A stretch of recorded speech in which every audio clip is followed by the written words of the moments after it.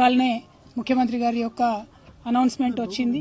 ఎందుకంటే అందరూ కూడా ఒకసారి మళ్ళీ అప్లికేషన్లు పెట్టుకోండి, సంక్షేమ పథకాలు అందాలి అంటే అని చెప్పి ఇవాళ ఒక కార్యక్రమాన్ని మరి ప్రభుత్వం ప్రారంభించడం జరిగింది.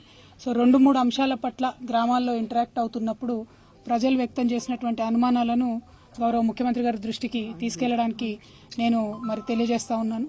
ప్రధానంగా ఇప్పటికే తెలంగాణ రాష్ట్రంలో 44 లక్షల మందికి మనం పెన్షన్లు ఇస్తా ఉన్నాం. ఈ 44 లక్షల మందికి మీరు ఎన్నికల సమయంలో చెప్పినట్టుగా ఇప్పుడు 2000 వచ్చే వారందరికీ ఎటువంటి అప్లికేషన్ లేకుండా డైరెక్ట్ గా 4000 ఇచ్చేటటువంటి అవకాశం మీకు ఉన్నది. మరి దాన్ని ఎందుకు సద్వినియోగపరచుకుంటలేరు? ఇప్పుడు 44 లక్షల మంది ఎవరైతే ఆల్రెడీ పెన్షన్లు పొందుతా ఉన్నారో మళ్ళా వాళ్ళందరూ కూడా దరఖాస్తు చేసుకొని తెలంగాణలో ప్రతి గ్రామంలో మళ్ళా అందరూ లైన్లు కట్టేటటువంటి పరిస్థితి ఎందుకు తేవాలి? ఇప్పుడు ఆల్రెడీ ఉన్నటువంటి 44 లక్షల మందికి యథాతథంగా పెంచి 4000 రూపాయలు ఏదైతే మీరు పెన్షన్ అని చెప్పిండ్రో అది జనవరి 1వ తారీఖు నుండి జమ చేయవలసిందిగా మేము ప్రభుత్వాన్ని విజ్ఞప్తి చేస్తా ఉన్నాం. ఎందుకంటే ప్రజల మధ్యలో గ్రామాల్లో తిరుగుతూ ఉంటే ప్రజలు అదొకటి కోరిండ్రు.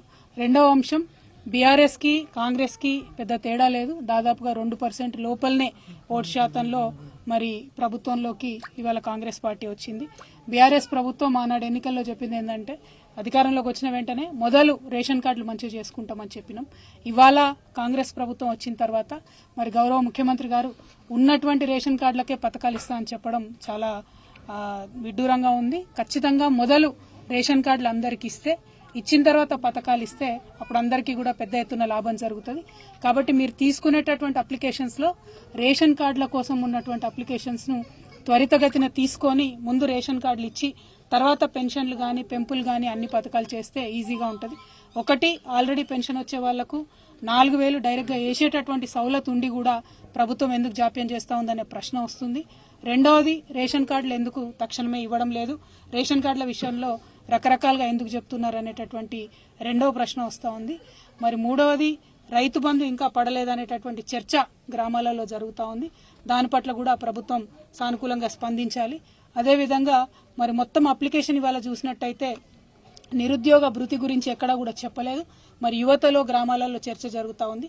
నిరుద్యోగ భృతి 4000 ఇస్తామని చెప్పిన కాంగ్రెస్ పార్టీ మరి ఎందుకు అప్లికేషన్లో నిరుద్యోగ భృతికి సంబంధించినటువంటి కాలం పెట్టలేదు అనేటటువంటి చర్చ కూడా జరుగుతూ ఉంది. సో కొత్త ప్రభుత్వం వచ్చింది, ఖచ్చితంగా సమయం పడుతుంది, అందులో అనుమానం లేదు. కాకపోతే ఎగ్జిస్టింగ్ సిస్టమ్ ఉన్నప్పుడు 44 లక్షల మందికి ఆల్రెడీ పెన్షన్ వస్తున్నప్పుడు వాళ్ళకే డైరెక్ట్ గా పెంచి 4000 వేసేటటువంటి అవకాశం ఉన్నప్పుడు మళ్ళా అందరినీ అర్జీలు పెట్టుకోమని అనడం డబుల్ పని అవుతుంది, ప్రజలకు ఇన్కన్వీనియన్స్ అవుతుంది అనే ఉద్దేశంతో మేము ప్రభుత్వానికి సూచన చేస్తా ఉన్నాం. ఇప్పుడు వచ్చేటటువంటి వారందరికీ యథాతథంగా జనవరి 1వ తారీఖు నాడు మీరు పెన్షన్ పెంచి 4000 వేయాలని విజ్ఞప్తి చేస్తా ఉన్నాం. దాంతోపాటు జనవరి 1వ తారీఖు నుండి మా నిజామాబాద్ జిల్లా ప్రజలందరికీ కూడా నేను విజ్ఞప్తి చేస్తా ఉన్నా. ఈ కొత్త ప్రభుత్వం చెప్పడం జరిగింది 200 యూనిట్ల లోపు కరెంటు బిల్లు వస్తే కరెంటు బిల్లు కట్టే అవసరం లేదన్నది. నిన్ననే కాంగ్రెస్ పార్టీ నుంచి మరి పెద్దలు వేం నరేందర్ రెడ్డి గారు కూడా అట్లానే ఇంకెవరో చెప్పినట్టున్నారు, బిల్లు కట్టే అవసరం లేదని. మరి జనవరి 1వ తారీఖు తర్వాత కరెంటు బిల్లు కట్టకుండా 200 యూనిట్లు వచ్చేటటువంటి మన సోదరులందరూ కూడా కరెంటు బిల్లు కట్టకుండా ఉండండి. ఎందుకంటే అవకాశం ఇస్తామని ప్రభుత్వం చెప్తుంది, ప్రభుత్వం తరఫున కరెంటు బిల్లు కట్టే అవసరం లేదని చెప్తా ఉన్నారు. కాబట్టి కట్టకుండా ఉండండి. ఎందుకంటే మళ్ళా అప్లికేషన్లు మళ్ళా అంటే లేట్ అవుతుంది. కాబట్టి వారు ఇచ్చినటువంటి పథకమే, వారి పార్టీ నుండి వచ్చినటువంటి స్టేట్మెంటే. కాబట్టి దీన్ని సద్వినియోగం చేసుకోవాల్సిందిగా నిజామాబాద్ ప్రజలందరినీ కూడా నేను కోరుతూ